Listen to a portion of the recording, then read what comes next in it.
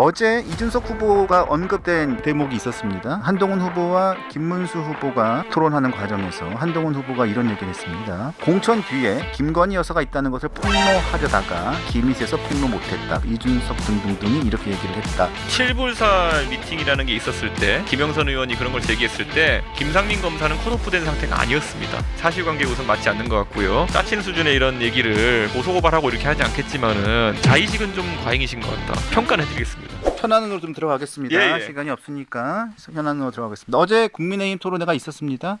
자, 인상 깊었던 장면 어떤 게 있을까요? 오늘이 사실 좀 굉장히 빅 이슈예요. 오늘 빅샷이 있죠. 오늘 홍준표, 한동훈, 홍준표 두 분이 아주 빅샷인데, 자 그만큼이나 어제도 빅샷이 있었어요. 근데 어제 이준석 후보가 언급된 대목이 있었습니다. 한동훈 후보와 김문수 후보가 토론하는 과정에서 한동훈 후보가 이런 얘기를 했습니다. 이준석 후보를 언급하면서 공천 뒤에 김건희 여사가 있다는 것을 폭로하려다가 제가 김상민 전 검사까지 컷오프 시키니까 기미 세서 폭로 못했다. 7불사 얘기를 쭉 언급하면서 이준석 등등등이 이렇게 얘기를 했다. 폭로하려다가 못했다. 이렇게 얘기를 했단 말이에요. 이게 그러니까 사실관계에 맞지 않는 게요. 7불살 미팅이라는 게 있었을 때, 그러니까 김영선 의원이 그런 걸 제기했을 때 김상민 검사는 컷오프된 상태가 아니었습니다. 네, 그렇기 때문에 사실관계에 우선 맞지 않는 것 같고요. 김상민 검사의 공천은 그때 논의되고 있는 시점이었다. 그래서 한동훈 그 전 대표 자의식이 좀 과잉인 것 같은데. 자의식이 과잉이다. 네, 좀 이런 식의 판단을 한 것 같고. 제가 그때 이 7불사 회동에 대해서 언론에다가 어떤 일이 있었는지 얘기해 줄 때 제가 얘기했던 게 있지 않습니까? 그때 7불사에서 제가 본 내용만 가지고는 김건희 여사가 공천을 이렇게 개입했다는 것을 확단하기 어려운 완결성이 떨어졌다. 이 방송에서 그 얘기 했었어요. 네, 그때 본 내용만은 나중에 사실관계 어떻게 완결성이 떨어지기 때문에 폭로할 것도 없었다 그때는. 그렇게 얘기했기 때문에 저는 이건 한동훈 대표라면 저는 이분을 잘 모릅니다만은 모든 걸 자기한테 유리한 식으로 해석하는 약간 그런 특이한 성격을 가진 분이 아닌가 생각하는데 뭐 그럴 수는 있지만은 이렇게 공개적인 장소에서 확인되지 않고 또 사실관계가 다른 부분을 얘기하시는 거는 본인이 늘상 공격하던 이재명 대표가 많이 하는 행동이다. 그런 걸 염두에 두셔야 될 것 같다. 제가 뭐 이런 짜친 수준의 이런 얘기를 뭐 누가 고소고발하고 이렇게 하지 않겠지만은 자의식은 좀 과잉이신 것 같다. 평가는 해드리겠습니다. 예, 알겠습니다. 자, 지금 구여권이라고 할게요. 이제 구여권이죠. 대통령이 지금 없으니까. 국민의힘은 구여권입니다.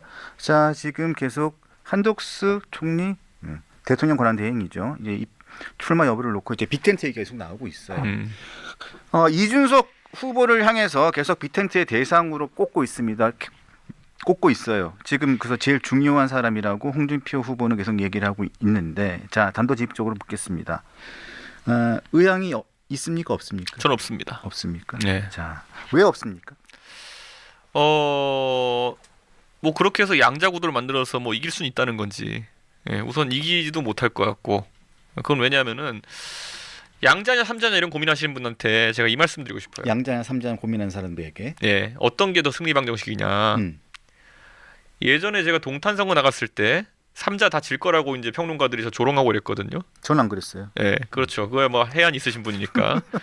그런데 다른 대다수의 이제 수준 낮은 평론가들은 야 당연히 양자가 3자보다 유리하지. 그러면 이준석이도 단일화하려고 애쓸 거고 개혁신당이 나중에는 지렛대 삼아가지고 단일화 얘기만 할 거다. 이런 전망을 하신 분도 있었어요. 근데 이게 뭐냐면요.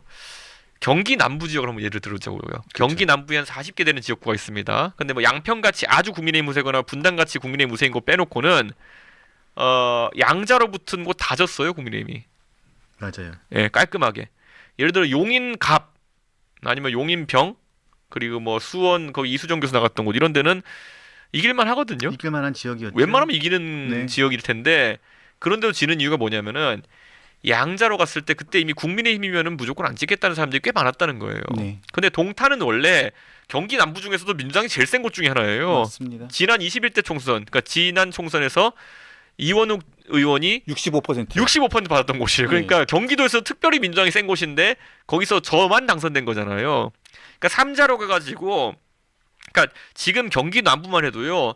민주당 찍는 표 중에 민주당이 좋아서 찍는 표도 있겠지만은 그냥 국민의힘은 절대 못 뽑아서 찍는 표도 상당하다는 거예요. 네, 그렇기 네. 때문에 그 표를 땡겨오는 게 중요한데 그러기 위해서는 국민의힘 간판으로 양자로 나가는 건 의미가 없다. 그래서 제가 양자 대결을 왜 하려고 하느냐 그런 얘기를 하는 거고 오히려 3자로 갔을 때 연성 민주당 지지층을 땡겨올 가능성이 조금이라도 있다.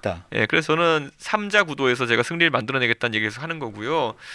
그리고 뭐 단일화를 하려고 그러면 시너지가 나야 되는데 지금 국민의힘에 공식적으로 저는 자기들이 만들어 놓은 게 뭐 성상납 받고 쫓겨난 당대표 같은 건데 왜 성상납 받고 쫓겨난 당대표랑 하고 싶어 합니까? 단일화를. 그러니까 그 논리적 모순을 풀어내기라도 하든지요. 예, 근데 논리적 모순도 못 풀어내잖아요. 자기들 쫓아낼 때는 언제고 지금 와가지고 이게 필요하니까 그 당위를 얘기하면 안 돼요. 그러니까 이재명을 이기려면 네가 있어야 돼 뭐 이런 거는요 그냥 자기들 선에서의 당위지. 그럼 제 입장에서 또 물어보시면 뭐냐면은 저는 이재명 대표가 제가 이재명 대표 별로 안 좋아하거든요. 경제 정책도 그렇고 제가 다 그냥 말이 안 되는 생각하기 때문에. 그렇죠. 근데 그것과 별개로 그러면 이재명이 저한테 해코지한 게 있느냐는 별로 없어요. 예, 별로 교류가 없어서 그런지 모르겠지만은 이재명 대표가 저를 뭐 정치적으로 죽이려고 달려들었다든지 아니면 저한테 뭐 성상납이라고 누명을 씌웠다든지 뭐 학력 위조라고 시비를 걸었다든지 이런 거 없거든요. 그런데 국민의힘에 있는 많은 사람들은 그걸 했어요. 그럼 제 입장에서 누가 좋고 싫고 정책적으로 가깝고 멀고 이전에 저를 죽이려고 했던 사람들에게 제가 뭐 호의를 가져야 될 이유는 딱히 없는 거거든요. 네. 특별히 뭐 거기에 대해서 유감 표명이나 사과를 하는 것도 없는 것 같고 사과한다고 될 일도 아니고요.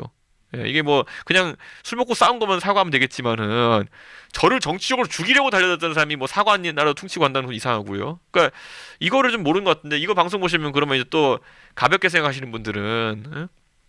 야, 네가 그래도 이재명 막는 대의 명분에 동참해 이런 말씀하시는 분이 있을까봐 네. 대의 명분이고 뭐고 만약에 지금 방송 보시는 분들의 자녀나 손자 손녀가 회사에서 뭐 성상납 누명을 쓰고 회사 쫓겨나고 그 다음에 뭐 학력 위조라고 누가 들이밀어 가지고 망신당하고 이랬는데 나중에 그 회사에서 미안해 이렇게 한다고 해서 그 회사에 다시 가라고 하겠습니까? 제 입을 막는 겁니까? 그러니까 저는 이런 거는 그러니까 이게 참 비열한 방법이 네 아들이라면이라는 질문이거든요.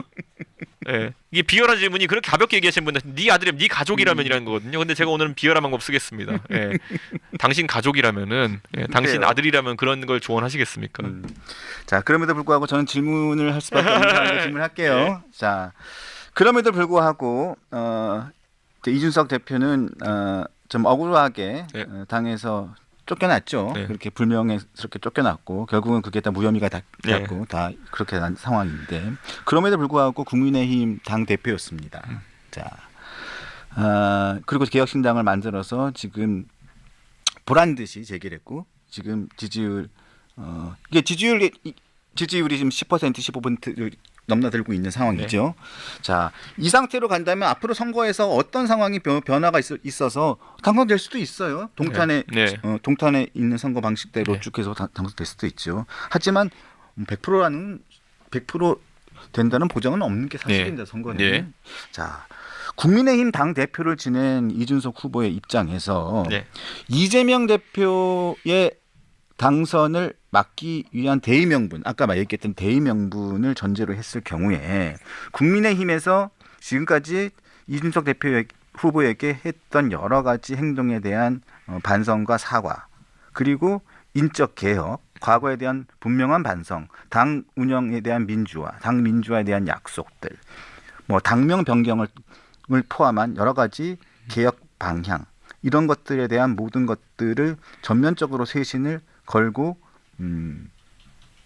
단일화를 제안해 온다면 어떻겠습니까? 그렇게 할 주체가 없고요, 우선. 그렇게 할 주체가 없고 주체는 이제 아니 그럴 경선으로 뽑혀서 후보가 되는 당무 우선권을 갖고 있는 후보겠죠. 그러니까 주체가 없고 그렇게 할 거면 솔직히 제일 쉬운 게 뭐냐면 전원 탈당해서 개혁신당에 입당하면 됩니다.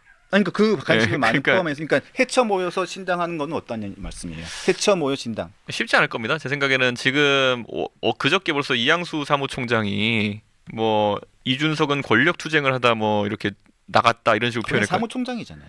사무총장쯤이면 당 사명이라고 하는 사람인데 그러니까 이게 그런 걸 하려면은 연기라도 해야 되는데 연기도 안 하고 있잖아요. 진짜 이준석은 권력 투쟁하다 나간 사람 이렇게 해가지고 본인은 그러니까 그런 통과 의뢰도 아니고 그런 최소한의 이런 행동을 할 의사가 없다는 거예요. 사무총장이 그걸 해야 되는데. 그러니까 저는 거기서부터 이미 그렇다고 권영세 대표 그걸 말리거나 아니면 거기에 대해서 타박하는 모양새도 아니고 그래서 지금까지 결국 그 최종적인 입장은 사무총장의 이준석 그냥 권력투쟁하다 지 맘대로 나간 인간이다로 돼 있거든요.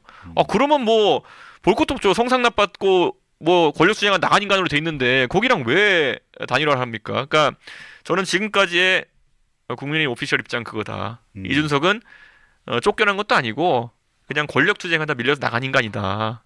예. 아니 객관적으로 봤을 때 권력 투쟁을 하다 쫓겨났다는 입장은 그거는 이양수 총장의 개인적인 사견으로 저는 볼 수밖에 그건 없다고 정정도 안 보고요. 해요. 제가 이걸 지적한 정정도 안 하는 거 보니까 뭐 그러니까 이런 겁니다. 뭐 그게 자존심인지 아니면은 그렇게 믿고 있는지는 별개지만은 지금까지 엄중한 시대 그거 하나하나는 되게 민감하죠. 예.